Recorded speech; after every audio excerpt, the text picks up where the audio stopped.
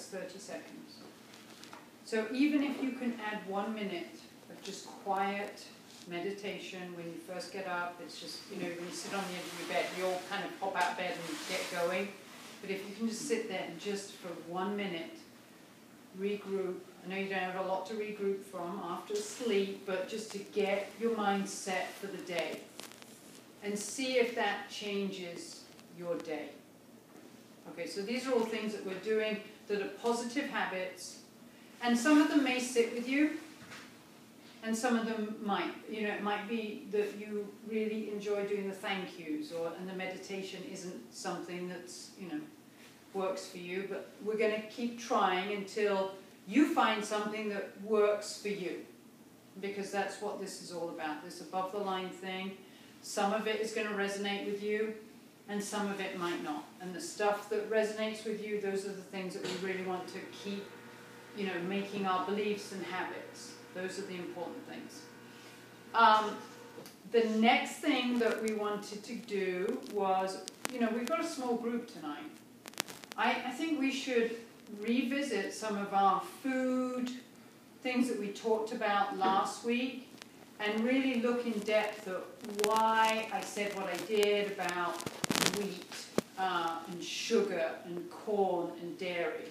Because one of the things that you need to know is if you are going to make changes, education and changing your beliefs about these things is really important. Because just as we talked about last week, our beliefs, I mean, even something like our belief about wheat.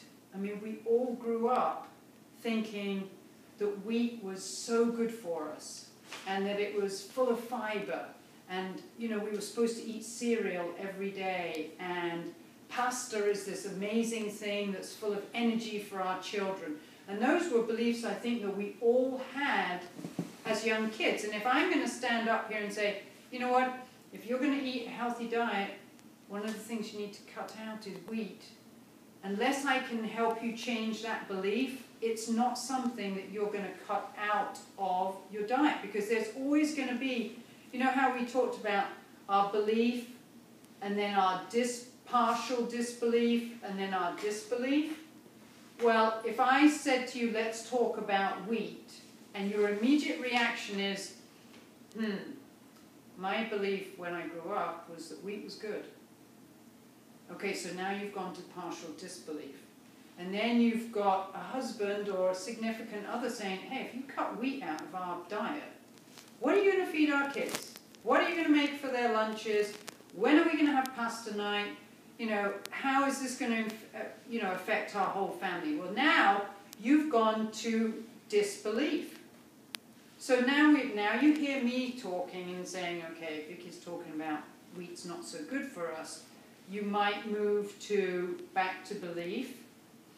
And then you've got to start adding things in. You've got to be surrounded. You've got to find somebody in your circle that's maybe cut wheat out of their diet, and they're saying, you know what, you need to try this because this really makes you feel energized. Or read a book like The Wheat Belly Diet and read it and go, you know what, this man really knows what he's talking about, and I do suffer from these things, and maybe this is something that I need to cut out of the food that we're feeding the family. And then you kind of have that one instance where you stand up for yourself and someone talks to you and go, you know, why are you doing this? And you rattle off and you're like, you know what? Yeah, this sticks. And then you get into that point of, I'm going to do this. All right, so when we were talking last week about those belief systems, that applies for everything that we have. All the beliefs that we have that are shaping our world as we see it. And that was a question we had yesterday. You know, we all see it differently. Someone asked that question, didn't they? Yeah, who was that? Oh, I do. I said, you know, my beliefs are different from somebody else's beliefs. You know, and that's what I said. The way that you look at the world is like we've all got our own set of glasses. And we are all looking at the world very, very differently. It's not right and it's not wrong. It's our way of looking at it. So what is one person's belief might not be another person's belief.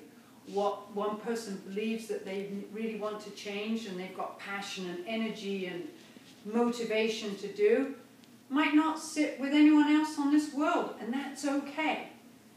But you have to know what you want to change, and then you have to know how to do it. Because there's no good us standing up here and go, you know what, in order to have an above-the-line life, you need to do this, this, and this, when you have no idea how to do that. It's all very well to say, you know, positive intention message and get in that up state.